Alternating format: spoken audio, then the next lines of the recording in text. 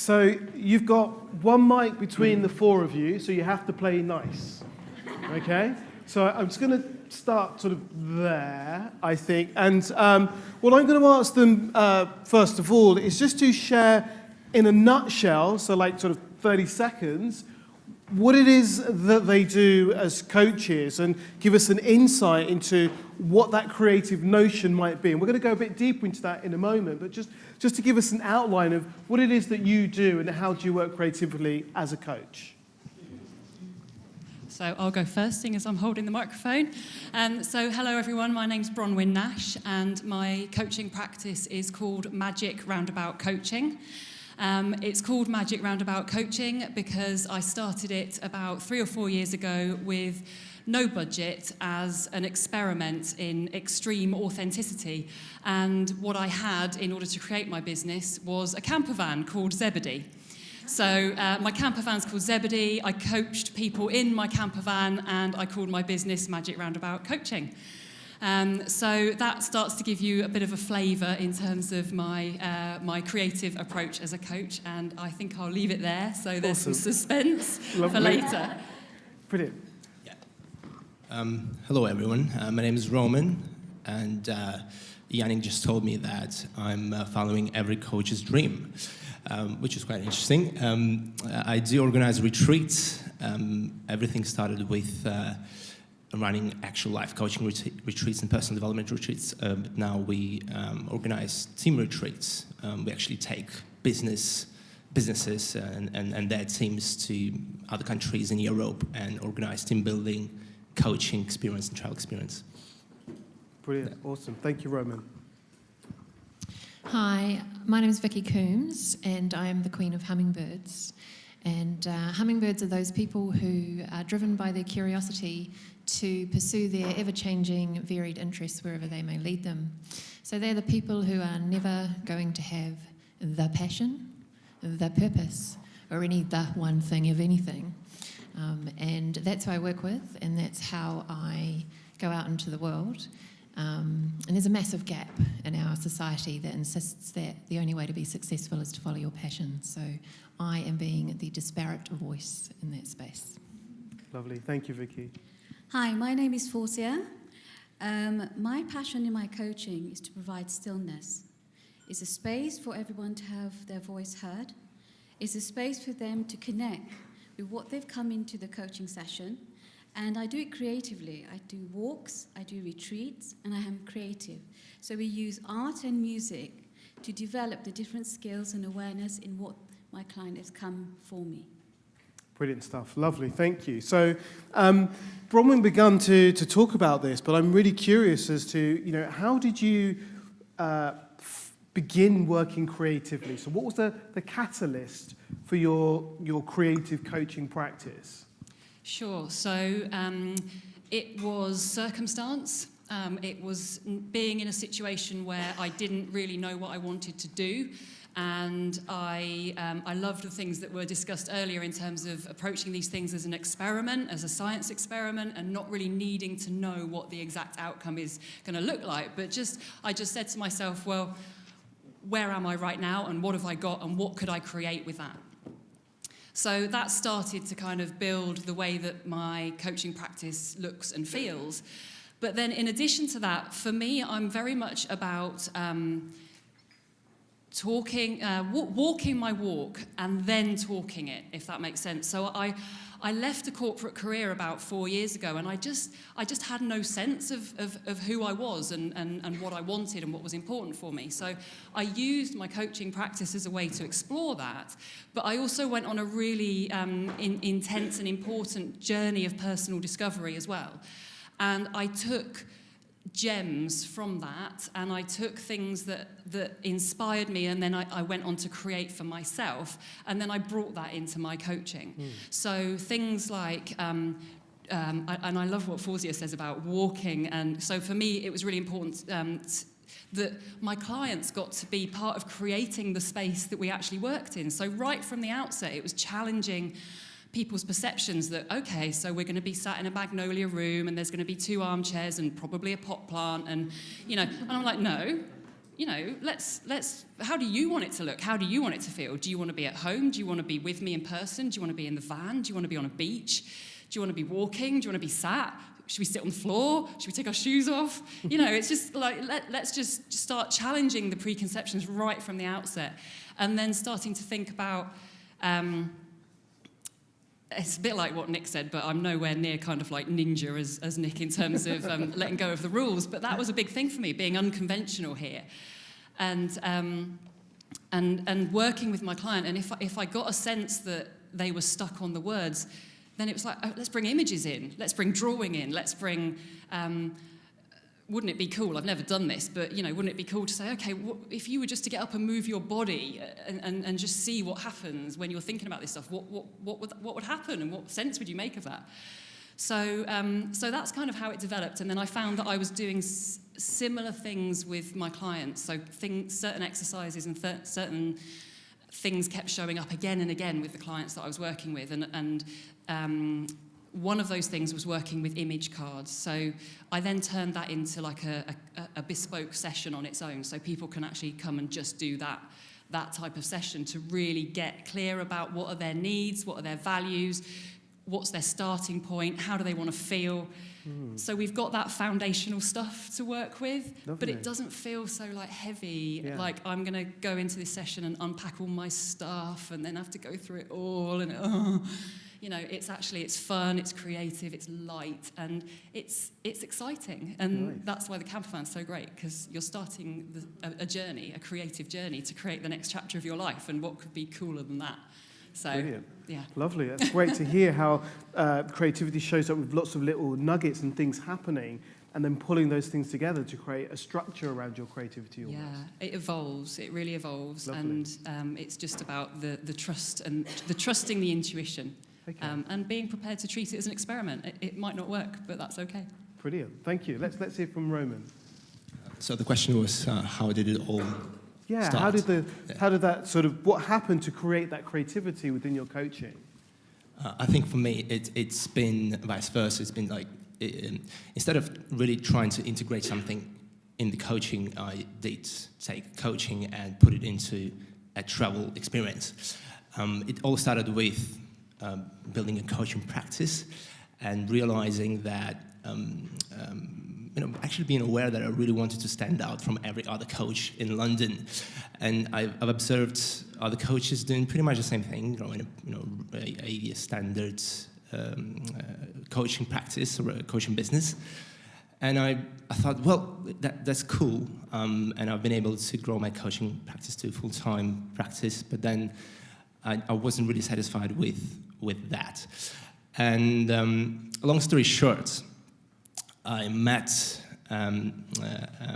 my wife back in time, and she wanted to quit her job. She was working at it as a HR director and at a hospitality company, and she always wanted to follow her passion and travel all around the world.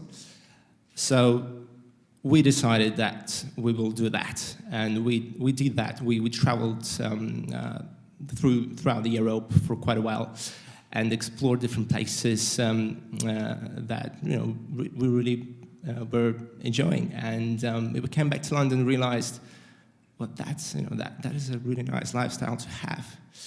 And we eventually started a travel company. And then I came up with an idea of taking coaching and combining it with travel experience. And then obviously through a lot of experiments, I totally agree with that. Like you've got to really realize that you want to experiment a lot with what you believe in or what you really enjoy in your life, and see how it fits in the coaching context, or how coaching fits in the context of your lifestyle, really, and what would you like to do with it. And essentially, I started running retreats, taking my coaching clients to another country, simple as that, and organizing 3, 4, 5 day experiences for them. And then I came up with an idea, well, let me, if that works, I would like to do something else, and let me take other businesses and organize group and team retreats for them. And this is where I'm at the moment. Lovely, brilliant. Yeah. So partly bringing coaching into your life, into the way that you want to travel around the world, partly your wife, wanting to have a different experience. And so that notion of looking at how can you think about what's the lifestyle that you want to live or to lead, and then how can you bring coaching into that lifestyle as opposed to keeping them separate? Yes, exactly. I've always believed that there shouldn't be any separation between coaching or personal professional development and my life. It's all one thing, and I live it, I breathe it. Why shouldn't I just do it as it is? Yeah. Brilliant, Frank, fantastic. Let's hear from Vicki. So my journey was a little different in that my background, I've been a learning leader and coach for about 30 plus years, and then I leapt out of them, and for about 15 of those years I worked in the corporate environment as a management consultant with the FTSE 100. And when I decided to jump out of employment and start my own business, I had quite a journey to go on through that. And about 6 months into it, it started with Animas, and about 6 months into it, I decided that actually what I needed to do was get a business mentor. And I specifically chose someone whose energy is very different from mine. I refer to her as the Trinidadian tornado. And I chose her because I needed someone to kick my ass. And she did, quite often, over the next 6 months. But in the very first session that I had with her, she said to me, she'd got me to write a novel, right, about who I am, what I want to do, what my background is, blah, blah, blah, blah, blah. Right, it was a novel, it was massive. And she had it all spread out on the table, and I was telling her that I couldn't do this, and I couldn't do that, and I couldn't do the other until I was qualified. So just a little note on that. So I have 2 degrees, and at that point, I had 7 professional qualifications. I was doing my 8th qualification with Animas, and since then I've got another 2. So, kind of probably didn't need more paperwork. And she said to me, your business should not be about what you are, it should be about who you are. And for me, that was a complete mind-blowing moment. And the reason for that, which took me a little while to unpack, was because when you're in the corporate world, it's not about who you are, it's about what you can do for them, right? And so I had to go through some stuff. And so over the next week, I did a whole lot of brainstorming with my partner. We really unpacked what this question did for me and where it was about and what this might look like. And then I slept on it for a couple of nights. And then I was listening to Elizabeth Gilbert in an Oprah Winfrey Soul Sunday, and she was talking about hummingbirds and following your curiosity and flitting here and there. And my hair, which as you can see there's a little bit of it, stood on end. Like it was just this moment, and I went, oh my goodness, that is me. I am a hummingbird. Now, Elizabeth Gilbert is not. Elizabeth Gilbert is a self-confessed passion flame. And so she was busy telling people who were not passion flames and who were hummingbirds that they should be hummingbirds. And I was like, actually, it's not up to someone who's not a hummingbird to tell us how to be, right? It's up to us as hummingbirds to be with each other and to be doing that. And so I started to leap into that and flit around, funnily enough, racing around doing all sorts of different things about that. And it's kind of grown from there. Awesome stuff. Amazing. Brilliant. Thank you. Let's hear from Fawzia. Now, my journey started with Animas last year, February. In my other role, I'm a qualified psychotherapist that work with high level of trauma, especially human trafficking. So when I came to Animas and I was looking at all the modules we're doing, I was like, gosh, this really overflows with what I know and what I've been doing for the last 13 years. But my passion grew was that I got interested that I can take this on the next level. I can create creativity of where I bring my clients, the place, the time, look at the wholeness of them rather than just the issue they come from. So I'm quite creative. So I have art, we do visualization, I use imagery cards with them, and what happens is the coaching skill becomes a very transformational moment of relational, I can't even find the word for it, when that client sits there and says, God, wow, why couldn't I see that? But the power that coaching has in terms of its skill, its integrity, and its openness in dialogue, not just dialogue, but the deepness that it goes to. I think when Nick was talking about dialogue, I think the coaching word, the language, it doesn't show what it truly is. And coming from a relational experience of so many hundreds of people over the world, I think how the Eastern world looks at relationship, they look at the language, they look at the body and the mind, that if coaching was to bring it into that little bit of element, I think the beauty of coaching with something else will really give it its profoundness, that all of us have come into this room seeking this power of coaching in the power relationship of human beings. My clientele at the moment is varied. I'm also a project developer for 3 charities. So I create projects, but I bring my coaching skills into that. I say, okay, I don't want to have it in the boardroom. What do you think if we were to hire a retreat? What do you think if we were to walking? What about the team goes out in the open air where there's lots of space, there's lots of energy in the space? What about if they can come up with their own equations rather than what the funders is saying? And I believe deeply in the power that all of us in this room, and I'm still evolving and I'm still learning, that we know what we want to do.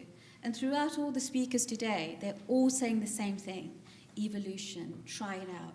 Oh, when I started Business Launchpad, I was very hidden. Even speaking to you today, I wouldn't have probably be up on stage. But Nick challenged me. He challenged me in a good way. And I used to be thinking, oh, it's only one-to-one coaching that I need to do. But now I'm developing workshops, different types of theme with a co-partner that hopefully will be launching next year. And for me, the power of coaching, I just think that it hasn't been given its beauty yet. But why I'm here is because I believe that everybody has that essence inside, and it gets clouded with our social construct, who we are, who we think we need to be. Gosh, should I have to work with my personal coach on that? I still do. I still go back. And I think part of the self-care of evolving as you is so important in whatever you do in human connection. And that's my journey so far. Awesome stuff. Lovely. Brilliant. So I'm just curious. So we've got people here that are doing very different things in terms of how they're using their coaching. So what are the questions or the thoughts that you have that you would like to ask them that might help you think about what you would like to do with your coaching? There's Yannick just here. How do you guys find your niche? Hold on one second. Sorry. How do you guys find your niche? Like, how did you know who to target or who you want to work with, and how do you reach out to them? Lovely question. So how did you find your niche? How did you find your target market, if you have a target market? Well, at the moment, Yannick, I don't have a target market. What I'm doing in a way, what Osman said, I'm experimenting. Who comes to me? I'm sort of keeping a data and keeping a journal and seeing what skills I'm using, what coaching skills I'm using, what's the process of my learning. So hopefully through that journey, something else will come up through there. Lovely. I have a niche, which you know. So I've done a whole lot of different stuff once I decided that hummingbirds was the thing, because I am very much a hummingbird.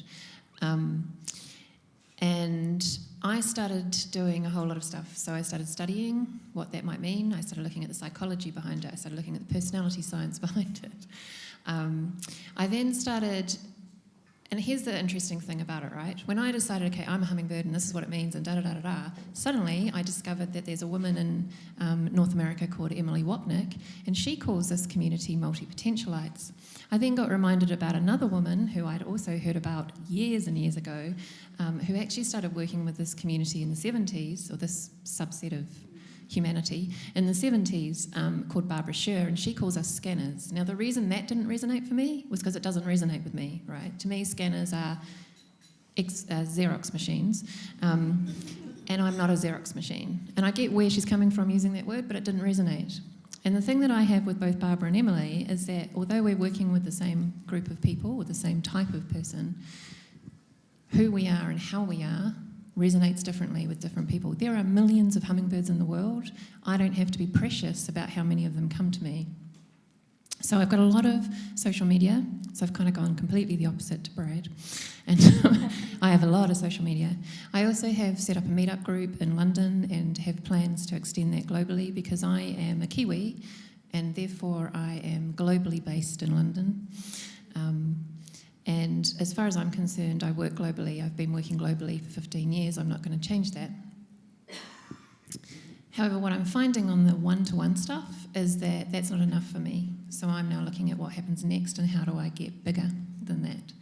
So that's all that kind of strategy of where I'm going with both myself and my business. And I've also made my partner part of my business as well. So he's my life and now my business partner. And one of the reasons for that is he's a digital marketeer. And so some of that stuff that I don't really care about, he does, right? So he talks to me, you know, things like Google blah and SEO this, and I'm like, but he does the magic behind online businesses, and that's one of the reasons for doing that. So I'm also looking at how do I grow the business from a business perspective, whereas I'm very much the face of that, and I'm very open about it.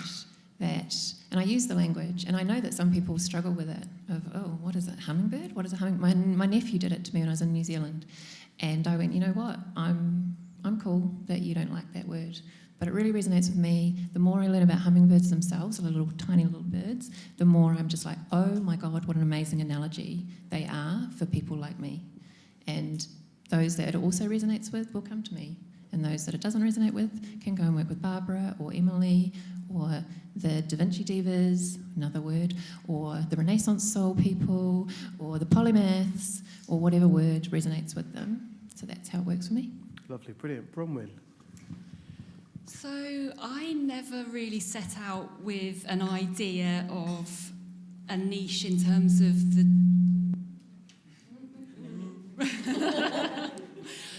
yeah. The type of people that I wanted to work with. But I guess a niche has evolved and developed in terms of how I do what I do.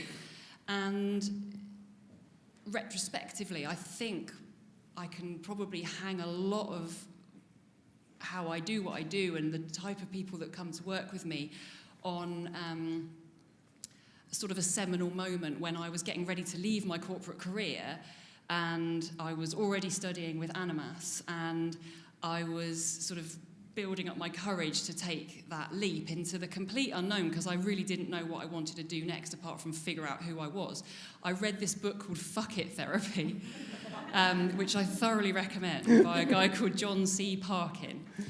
And I left my corporate job, and then I went on a Fuck It retreat that he runs with his wife in Tuscany. And actually, when I reflect back, a lot of the clients that I am now working with and a lot of the approach that I now take is people seem to come to me, they are ripe for this fuck it moment in their life to happen.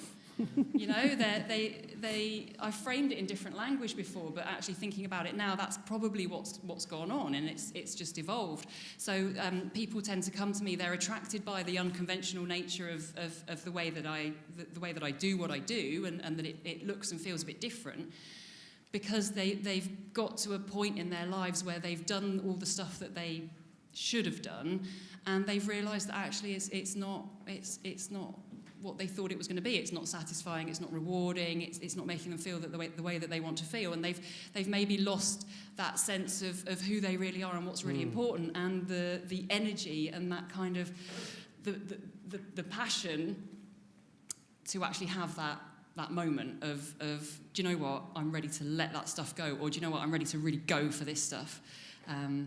So yeah, is that a niche? I don't know, but it's kind of more, I think it's more a description of how I do what I do rather than the specific type of people that I work with. Lovely. I think sometimes our niche is how we do what we do, because that then attracts the people into that space, because they can recognise themselves or recognise a desire to work in that particular way. Lovely, Bronwyn. Yannicka, thanks for the question. A great question. I found my niche by imagining myself working with myself. That's it, really. No, I'm dead serious. I think, if I was to give an advice how to find a niche, imagine multiplying yourself into 100 clones and serving these 100 clones as powerfully as you can. And the bottom line is that there are 100 people in this world. There are definitely many more, but there are definitely more people who would resonate with who you are.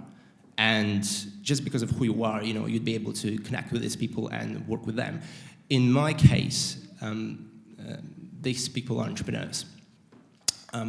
Because I do resonate with them, because it's been a very entrepreneurial journey, and I just understand these people, and they understand me, and we just have a very common language, like coach between coach, or businessman between businessman, or creative person with a creative person.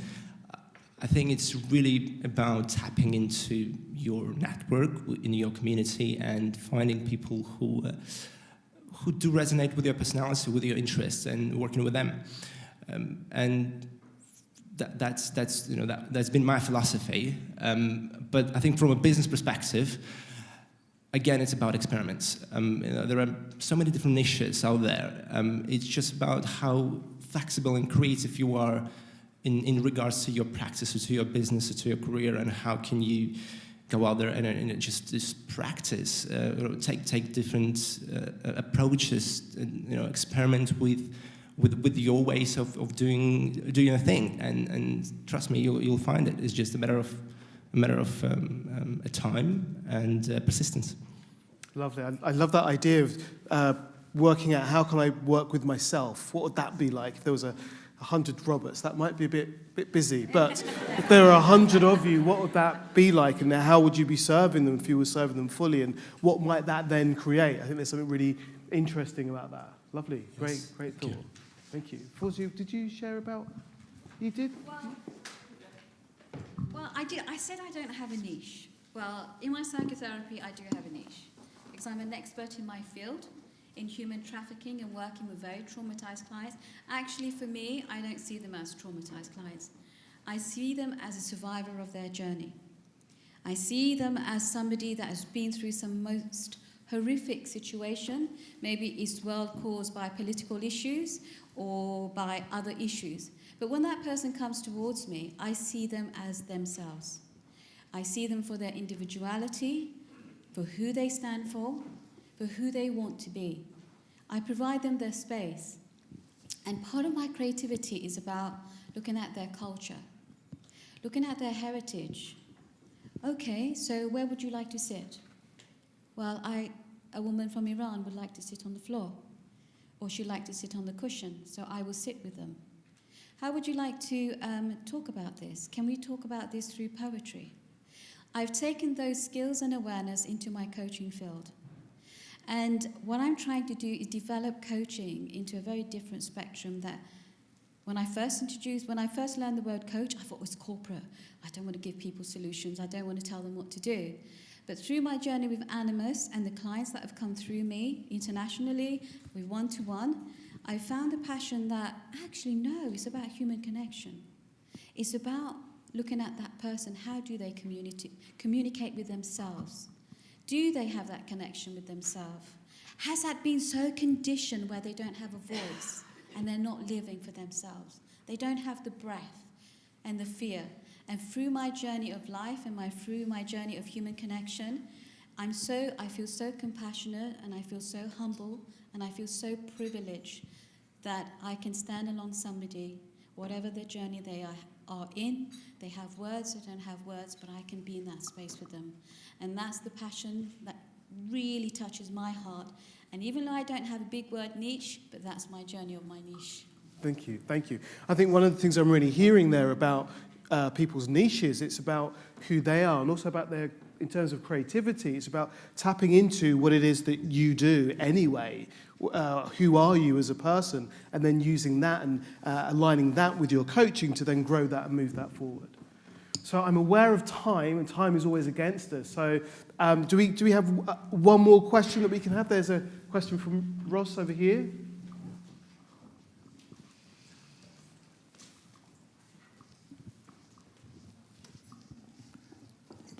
Are we on? Yeah.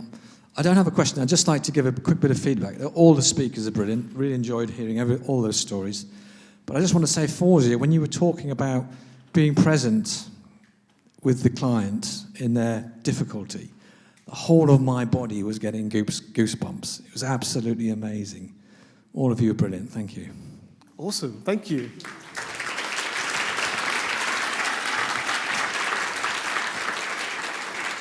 Thank you, Ross. So I have a question that I'd like to ask the panel before we go on a short break, and that is, where do you see yourself going next? Go on, go for it. This is a challenging question. But you've only got a minute. Okay, okay. Where do I see myself going next? I've opened myself up to the world. I've opened myself up onto social media, which well, Robert knows, I wasn't on social media at all. But I did it with purpose. Like Nick says, don't build a website if it's not going to be any good for you. But I had to go on that journey. I had to go through that pain. But what I would love to do is spread the word of humanity and connection and love to hear yourself and your own voice across the world. So I feel that echoing that in this room and across the world is one of my path's journey. Lovely, brilliant, thank you. So I have a 5-year strategy for how I'm building my business and what I want to achieve and how I want to impact hummingbirds around the world. And so the first step for that is launching an online group coaching program next year so I can impact more than the 8 one-to-one coaches a week. So that's happening. And then my plan is that next year I'll also start travelling a lot more and doing a lot more public speaking globally. I started that this year in New Zealand because I felt that the kickstart should be at Mairohi, so where I was born and grew up. But my dream for my life is that it will be a global life and I will have homes around the world. So that's the plan, Stan. And then in 2020, I'm already talking to Emily Wapnick about this, and I'm hoping to bring Barbara into it and a variety of other people from around the world, is having what I'm calling the Hummingbird Connection, which would be a festival for hummingbirds from around the world. And I want to have it in British Columbia because that's the midway point between here and New Zealand. So that's where I'm going. Lovely, brilliant, thank you. So there are some things that are known and there's a lot that is unknown. So the things that are known is I'm definitely going to be carrying on with my one-to-one coaching practice. And I also have, over the last year, I've launched and been developing a personal development community for women in Colchester, in the town where I live. So that is certainly going to be one of my ongoing projects and evolving and growing that. I'm also starting to work with Animas as a trainer on the diploma, so that is something that is known, that is coming up now and into the next chapter. And we'll be starting the supervision qualification as well, so that is a complete unknown. I don't know what is going to unfold as a result of that. I'm exploring running retreats for women and partnering with one of my very close friends who is a kinesiologist and energy worker, so bringing together what I do and how I've learnt it and how I do it, and a lot of the things that I don't get the opportunity to play with in the coaching space, co-creating a space where I get to do that stuff on these retreats. I think the overarching theme of all of it is starting to recognise the power of creating and co-creating environments for people to step into and bring who they are into these environments where what they are is seen, is heard, is valued, is believed in and is supported. Because I think a lot of the pain that my clients come to me feeling is wanting to express that in an environment that does not support that happening, and they don't feel safe to do that. And there's something going on for me around collaborating with people and doing it on a one-to-one basis and doing it with groups. It's around creating those environments. And I just see these little environments on a map, and they're going to get bigger and bigger, and they're going to merge into each other, and we're going to create fundamental change. It's not just me, but it's happening everywhere, and for me, I want to be part of it. So Who knows what that's going to look like? Thank you. Maybe I'll tell you next year. Cool. Awesome. Thank you. For us, it's just doing more of what we do already do. And I personally believe in creating unbelievable experiences. I mean, unbelievable, what I mean by that, remarkable. Something that would evoke the change in our client's life. And I think we really want to focus on creating I think top experience for people who want to come for our retreats, individuals and organizations, and really expanding, doing more of what we do, going to different countries, going international. Awesome stuff. Brilliant. Thank you. So I hope you're inspired there to try different things and to apply your own ideas to what coaching is for you, but also looking at how they've taken their passions, their lifestyles, and applied that to the work they do, and just seeing where that goes for you. So let's give them a huge round of applause. Thank you.